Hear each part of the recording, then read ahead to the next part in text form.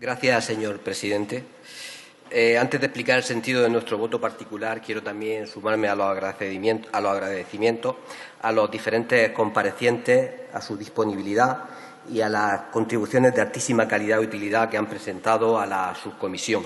También al asesoramiento de los letrados y al buen hacer de su presidente, José Ignacio Llorén. En nombre de mi grupo, gracias a todos.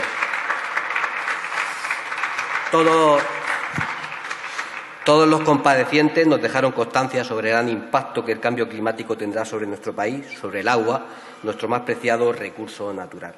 Se nos plantean escenarios donde los eventos climáticos extremos serán cada vez más frecuentes, las precipitaciones más irregulares e intensas, con el consiguiente aumento de sequías e inundaciones, y donde el aumento de la temperatura será incuestionable, provocando una mayor evapotranspiración y, por tanto, menos disponibilidad de recursos hídricos. Señorías, desde mi grupo entendimos, por tanto, que nuestra responsabilidad es preparar a nuestro país para estos escenarios, sin renunciar a nada, y que esto pasa por un Pacto Nacional de Agua y la inaplazable actualización de nuestro Plan Hidrológico Nacional, basado en el consenso, la solidaridad y la sostenibilidad a fin de garantizar un suministro de agua seguro, previsible y de calidad. Confieso que cuando el portavoz del Grupo Podemos, el señor Arrojo, nos pasó a los grupos sus conclusiones y recomendaciones días antes para su debate y tuviésemos tiempo de revisarlo, pensé que quizás estábamos en la senda de conseguir algo en común, de que había espacio y puntos suficientes para alcanzar un gran acuerdo. Pues si poníamos el debate del cambio climático y la calidad del agua en el centro de la reforma, alertando de la necesidad de recuperar nuestros acuíferos, destacando la importancia del I+D+I en materia de agua y de una gestión de ciclo integral del agua, apostando por la economía circular del agua, y habría muchos más puntos seguros en común. También había discrepancias, por supuesto, legítimas, pero consideraba que se podían limar. Pero, siempre hay un pero, señora Rojo, sorpresa.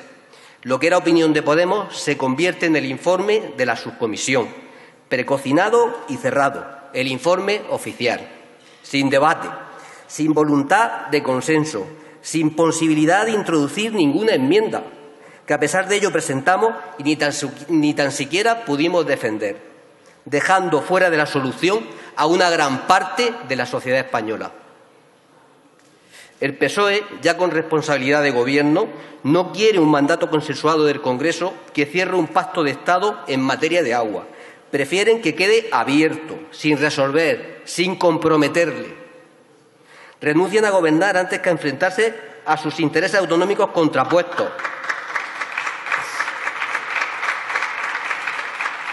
Todo se supedita a un discurso electoral que se modula en función de que en un territorio dé o quite votos, en un alma arrojadiza entre las distintas comunidades autónomas.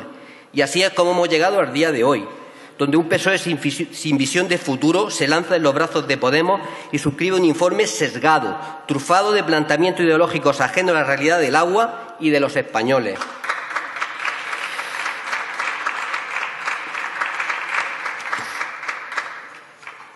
Señorías, las inversiones en infraestructura en nuestro país son de las más bajas de la Unión Europea.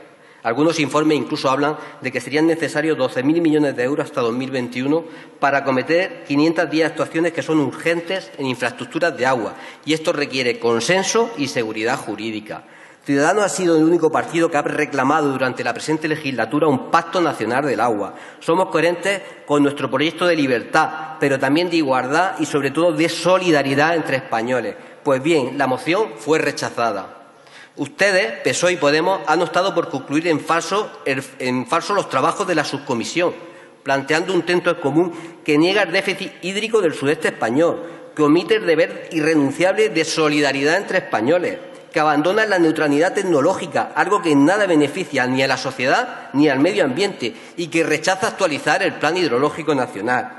Todo esto unido a que la ministra Rivera se saltó el pasado mes las reglas de explotación del trasvase Tajo Segura, lo que ha originado la presentación de recursos admitidos a trámite por la Audiencia Nacional por parte de los gobiernos de la Comunidad Valenciana y Murciana. Me gustaría que el señor Bardoví, gran defensor y paladín de las naranjas, se hiciera mirar por qué su grupo apoya este dictamen. El agua, y voy concluyendo, señor presidente, no puede ser una bandera política, ni patrimonio de un partido, ni siquiera de un gobierno. Debe ser política de Estado, un elemento vertebrador del Estado, y su gobernanza debe asentarse sobre un amplio consenso político. El texto propuesto por el Grupo Socialista y de Unidos Podemos utiliza incluso un lenguaje profundamente ideologizado, impropio de un posicionamiento de un grupo político, el cual intentamos enmendar.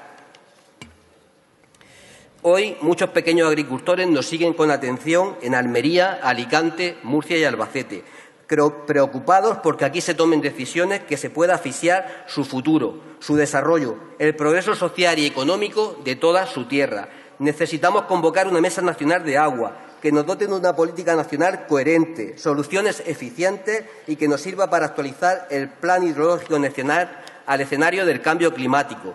Todo dentro del estricto cumplimiento de la Directiva Marco del Agua. Sin sostenibilidad sería imposible garantizar ninguna demanda, pero sin desarrollo será imposible alcanzar un abastecimiento sostenible. Debemos, por favor, dejar de contaminar nuestras aguas con ideologías y egoísmos. Muchas gracias.